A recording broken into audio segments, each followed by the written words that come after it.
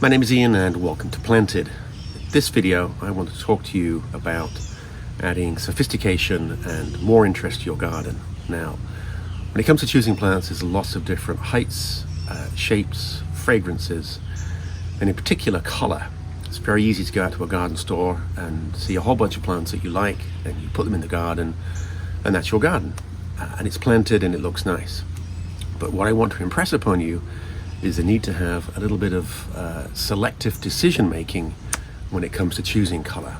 Putting all the colors under the sun in one place can look a little bit busy, and I'm a great believer that less is more. Now, I want to encourage you to go shopping with a color palette in mind.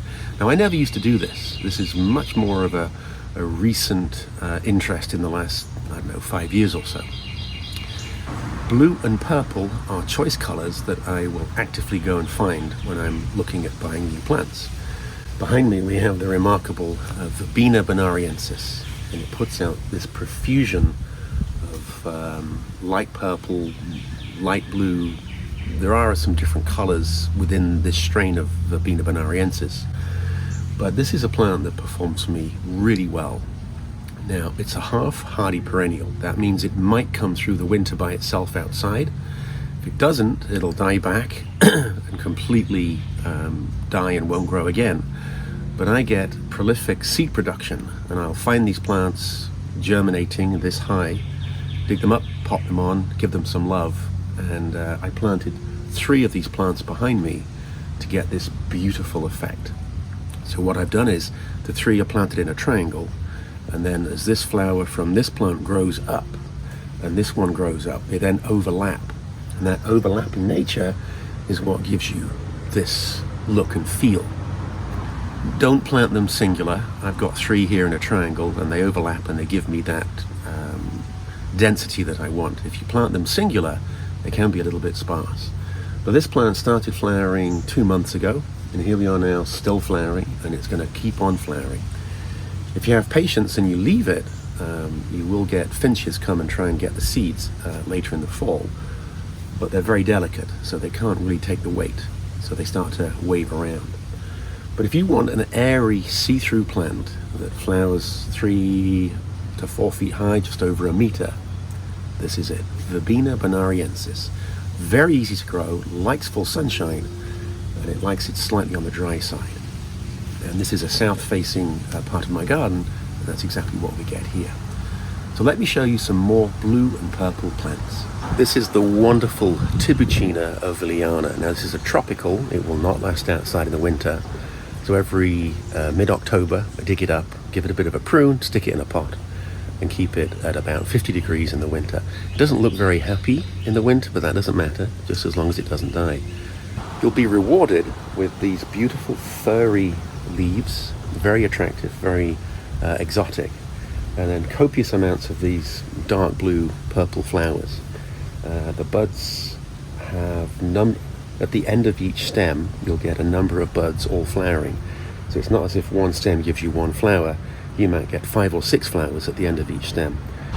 We're in late July, and this started flowering 6 weeks ago, mid-June, and it will continue flowering until late September. Now, this plant is called Allergine, and it has characteristics similar to that of a tropical hibiscus. It's not hibiscus. If you want this plant, you need to ask for Allergine.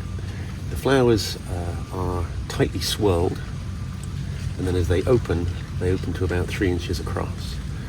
Now, this plant has had a lot of love, and typically it grows incredibly well. This year it's not playing nicely. It's slow to get going, but typically you'll end up with a plant covered in blue flowers, and if you prune it carefully, very elegant, very sophisticated. This is a little interloper that is taking over in my garden. More about that in a future video.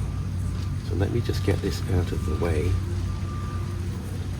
So with your blue flowers, if you can plant them adjacent to each other, so we've got 1 Allergine here, and this is the Clematis called Rooguchi. Guess what? It's blue too. Little Turk's cap flowers. This has been flowering for a couple of months.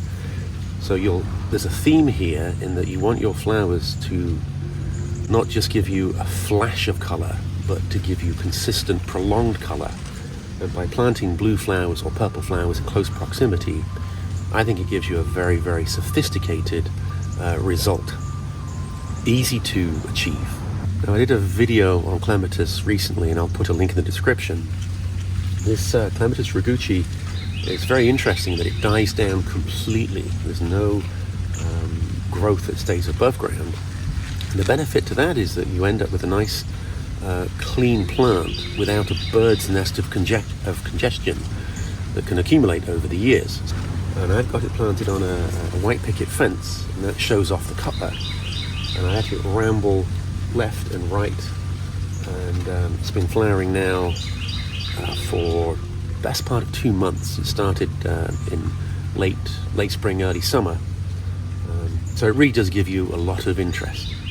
So here we've got the Alleghine and also Rooguchi Clematis. Let me show you some more. I've had this plant many years. This is a plant called Solanum. Sometimes it's sold as Ratonellii.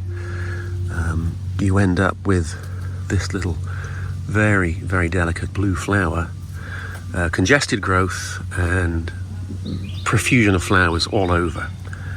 I like this because it's dense and it covers all the weeds, which is very, very beneficial. There you can see a little branch.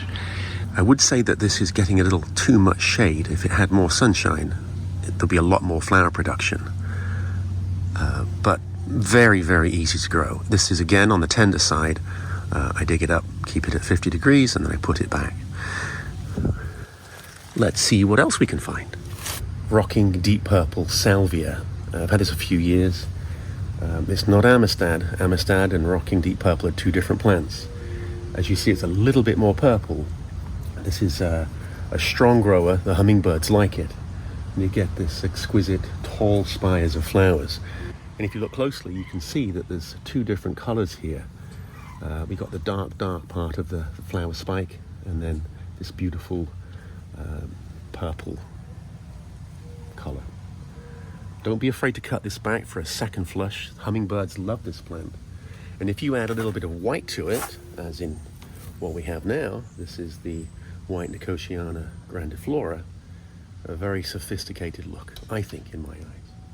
So this is Salvia rocking deep purple. There are many salvias, and they're ideally suited to the new gardener. I find them tough, reliable, colourful, and I don't have any issues with pest and disease. And they really are quite special. Now, this is another salvia. This is one called Salvia Foxhalii. A little bit difficult to find. I found it, I'm delighted with it. And just look at these flowers. They're so elegant and delicate. But what I think is most important is that there's a large, dense mat of foliage below the flowers, and that keeps the weeds down. So there's a small selection of blue and purple flowering plants that I have in my garden. And I do want to encourage you, when you go plant shopping, to perhaps narrow down your colour search. It's very easy to get swept away by all the plants that are in flower, rather than just focusing on a narrow band of colours. You don't have to buy lots of everything.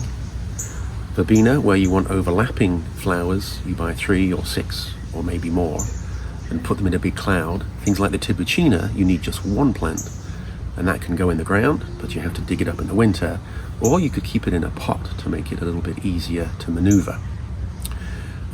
There's lots and lots of choices. Some of the plants that I have are tender, and I take care of them in the winter. You don't have to. There's plenty of hardy, tough, reliable blue and purple flowering plants that will stay in the ground year round. Happy gardening. Bye for now.